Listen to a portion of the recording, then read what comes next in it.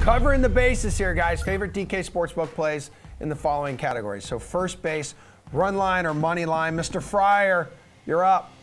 I wouldn't call this a pretty slate at all whatsoever, whether you're looking at it from the sportsbook side or from DFS side. But I do like the Cleveland-Kansas City game tonight. We got Mike Minor going, and the Royals haven't won one of his starts since July 26th. And you might think, oh, maybe that means Kansas City's due. I've definitely made cases like that before.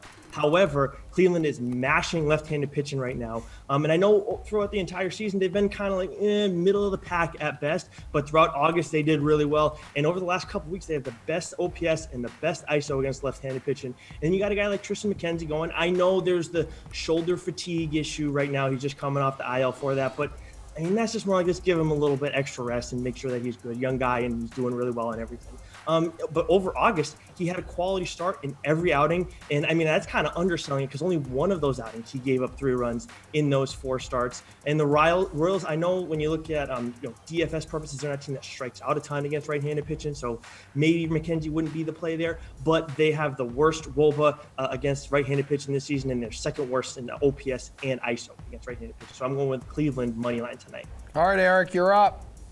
Yeah, I'm going to join Nick on picking Cleveland over Kansas City here. Minus 115. That's the kind of line you see if you think the pitchers are equal, I think. I think Cleveland's lineup is a little bit better.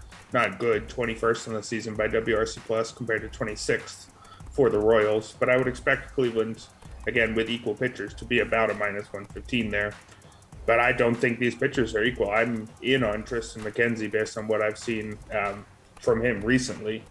He was demoted earlier in the year, deservedly so, had a 6.38 ERA.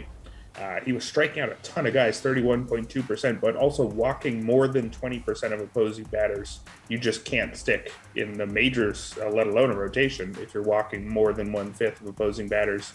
But since returning from that demotion, it's been a dramatic increase in his control. He's walking just 4.3% of opposing batters in 8 starts since his return. The strikeouts have dropped, but they're still actually above average at 25.8%. And he's also increased his ground ball rate by over 10%. So this is a new pitcher and really quite a good one, I think. And I'm not really worried about him missing one turn with a shoulder issue. That could easily just be a let's manage his workload kind of deal. So if you buy in on McKenzie, I think that's a lot better than Mike Minor, who is still fine. I think he's better than that 5.30 ERA suggests. FIP and XFIP both have him close to a run better than that, but that's still nothing special.